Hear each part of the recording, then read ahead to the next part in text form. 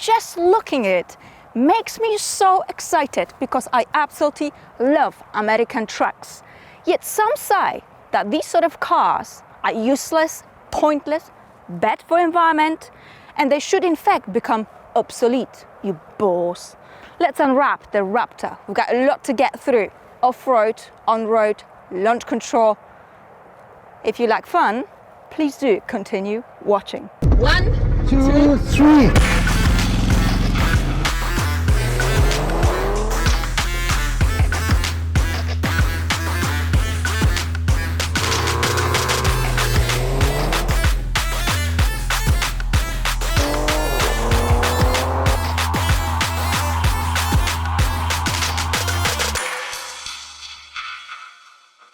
Under the bonnet, I've got proper guts. A 3-litre V6 turbocharged petrol engine which pumps a whopping 292 horses and 491 Nm of torque. I promise you, after driving this, skipping the 2-litre diesel is also okay. Now, having said that, thanks to the de-beloved European Union emission standards, we actually get 100 horses and 100 Nm of torque less versus USA. Thanks, Europe. Can you modify it? Can you turn back the clock? You probably can. The power is being sent to all 4 wheels, that goes without saying, but you can drive only the back wheels to save yourself some money on petrol. And that's enough about numbers under the bonnet. Now let's rev the engine, otherwise it gets wasted. Hop in, boom, like that.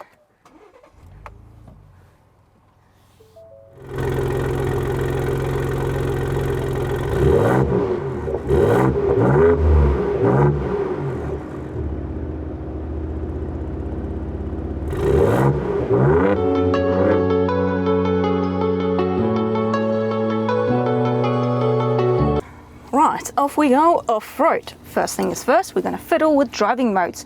Where we want to get to is 4L, that is all-wheel drive, low range. And then I'm going to change my driving mode to normal mud. No, sand, because I've got a sand hill. Okay, so the ground clearance is 85 centimeters, plenty. We've got Fox suspension, so proper Fox legs. So we know that this car is very, very capable. What I will do is pick up some speed, pick up some momentum, just to see if we can, in fact, conquer the big sand hill. So, I am unsupervised. I've got my beautiful best friend Magdalena filming me from the outside. Let's go.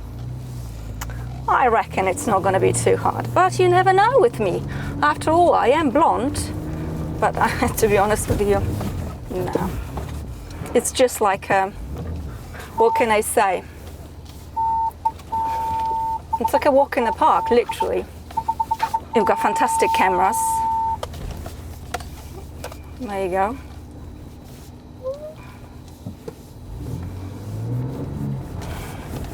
So that's that. Not even a drop of sweat. Ah, Ford, god damn it. You are good. You are so good. Let's play a little bit. Let's really pick up on some speed. I'll show you here.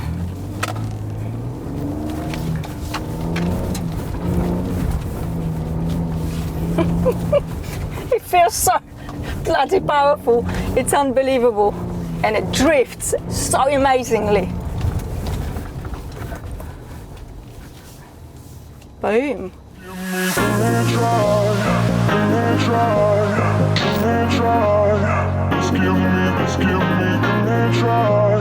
I've got a big sandy hill ahead of me and a really fun drop down.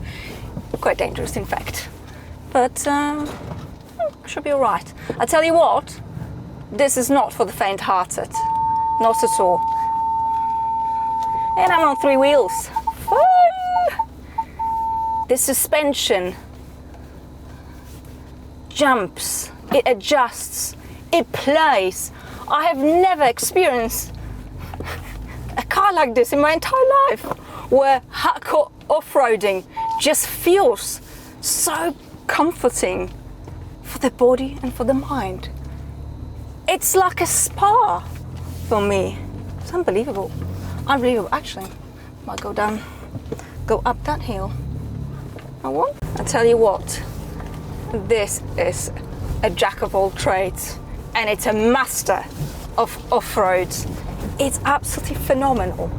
It is just breathtaking, this car. I mean, it conquers everything and anything. I told you, didn't I? It's just unbelievable. You can explore the world with it, and nothing will stop you.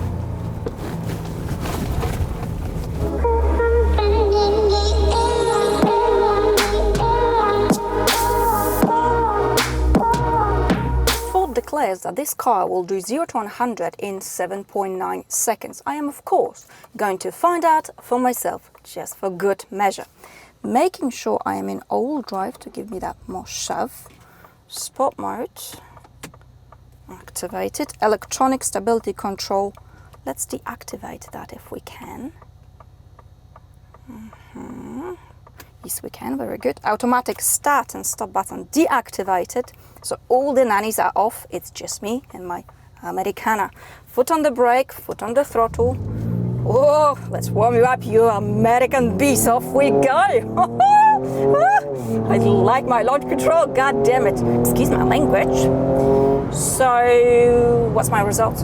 Holy shit. 7.17. God, that felt good. Got excited there. Not bad for 2 tons pickup truck. It's like a big rocket. You see, sometimes it's that simple. There's no replacement for displacement, baby.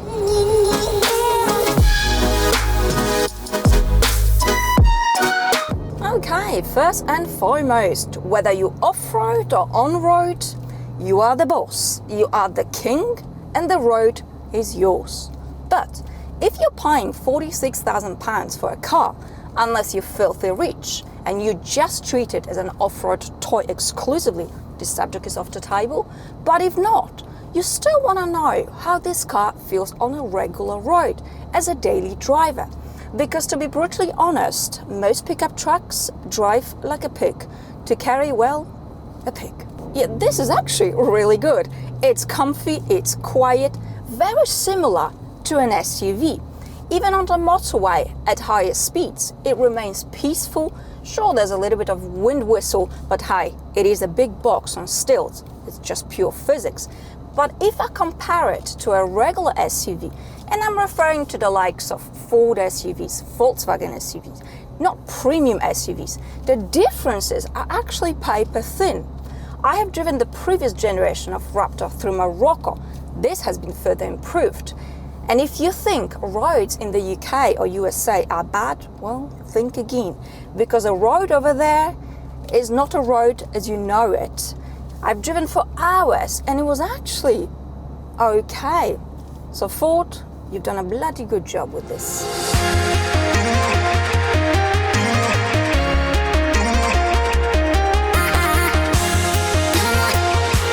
Let's check the boot space. A more accurate term is loading bay. This cover can take as much as 150 kilograms. So you can actually put a baby cow here and just enjoy your time together. When it comes to extras with the Raptor, there's not much you can add. One of the things is this practical electric cover, a roller. Another one is the exterior paint color.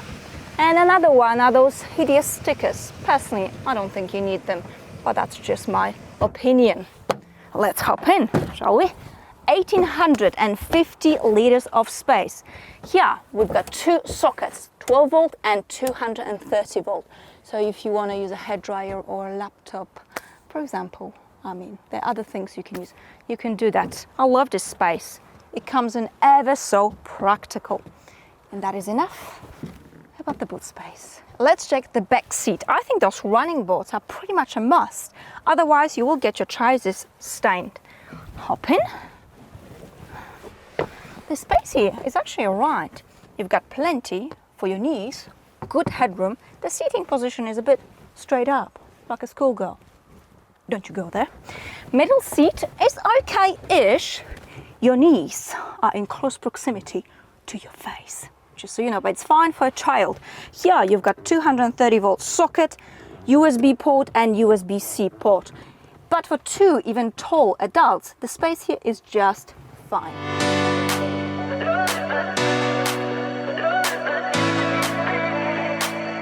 The cabin is cool with lots of edge, which perfectly describes the nature of Raptor. The quality of the materials, the fit and finish is actually pretty good. Up here you've got this Ala Alcantara fabric, but it feels sturdy and looks really good. There's a little bit of hard plastic here and there, but nothing nasty to report about. I do like the steering wheel, it just feels good in your hands. You've got the Raptor logo, in case you've forgotten what car you're driving. Paddle shifters, and I believe these are aluminum paddle shifters. Nice touch, Ford. And these are the pencil grey color, very fine, very elegant. Shortcut buttons, clean and simple layout. Everything here makes sense. There's lots of practicality in the cabin, plenty of storage space, latch pocket down here, 12-volt socket, some shelving, glove box, pretty big, another handy shelf, wireless mobile charging, USB-C port, USB port, very good. I like this solid, substantial key lever, and I'll show you a cool feature. So I'm going to flick it to D, and I'm going to open the door. Look what happens. It travels back to P. As if the car has been designed for idiots. Well, come to think of it, it does happen to the best of us, so I shall take that back. Down here, you've got your settings for off-roading, lots of detailing, and let's play with it a little bit. You've got lock and differential, but I think I'm not going to go into details. A blonde explaining hardcore off-road settings. Let's not go there, shall we? But I will show you cameras. Where are we? Now this is settings for off-road. Let's get out of here. Let's go into cameras, please. There. There. Look how good they are. Ha! I mean, honestly, very, very impressive. Okay. Infotainment screen, you've got this vertical. I really like this screen. So I'll show you. The system itself is easy, straightforward. The graphics are really good. It responds to the touch of your finger immediately. Very, very good. But actually, somehow, I started to like Apple CarPlay because I use Google Maps frequently. I get lost all the time. I get lost everywhere. So best I stick with the familiar, and it's the least distracting. Okay, so everything you operate with your fingers, it's easy, it's not distracting at all. But down here, you've got actually physical controls for your climate and your traditional knob for volume control, traditional knob for temperature. And I think this setup actually, a bit of touch, a bit of turn and twist, is probably the most convenient and the least distracting for the vast majority of people. Well done, Ford. I like this red stitching, red elements, good comfy seats. Overall, the cabin is, I think it's really good.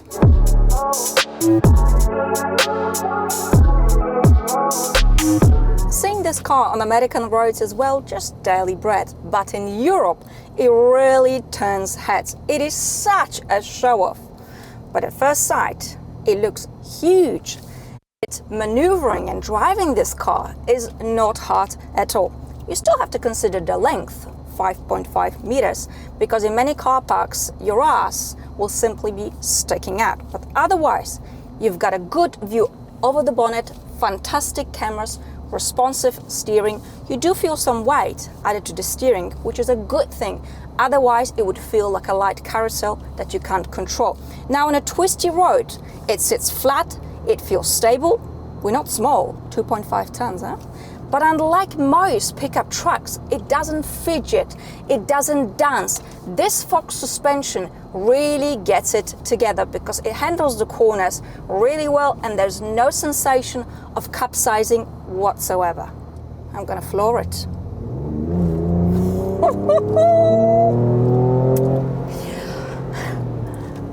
I just love this engine and its menace. You still want a goddamn diesel? This gorgeous deep whisper coming from a V6 petrol engine. It just beats these 2-liter, 3-liter diesels altogether. The entire character, the whole personality is just, well, so much better. And here, when you lift your foot off the throttle, the engine will actually hold the turbo for 3 seconds to reduce the turbo lag, so that when you put your foot back on, it responds right away. All of this so that you can conquer everything and anything. A hill, a hole, the whole world.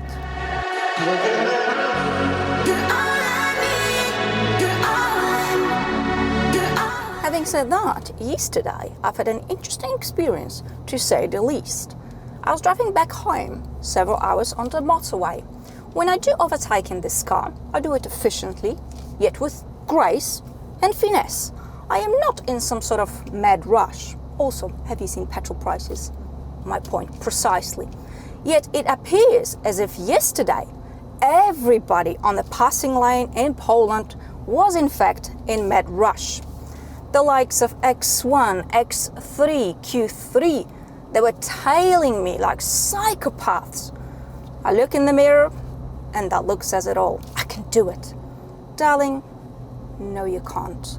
Because I can break your thin, fragile German bones with my big American muscles like that. Personally, I love that saying, where there's a will, there is a way. But you see, sometimes just a will doesn't cut it. It's not enough, especially when you have somebody in the front of you with much bigger balls, stronger, tougher. And moral of the story is, don't pick a fight with the big dog, because once the big guns are out, well, you'll be screaming and crying like a little schizophrenic chihuahua, even after being beaten up, still refusing to admit that you should have in fact defeated in the first place. So you probably know how the story goes, and cut the story short, I have done some ego tidying up yesterday, because tidy home is a happy home. Gorgeous weather in my big American truck. Love it, absolutely love it.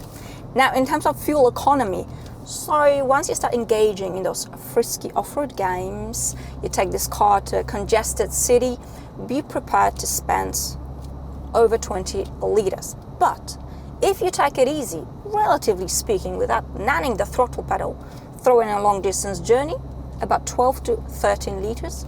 So it's not so evil after all, as the EV ill nutters are saying.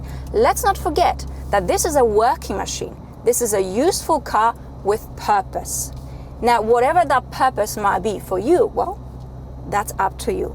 Personally, I think this is one of the best, the greatest, the coolest cars ever manufactured. There, I said it. And no, Ford has not paid me to say that, because I can say whatever I want. I like it. I like it so much. Thank you so much for watching, and I see you very, very soon. Bye.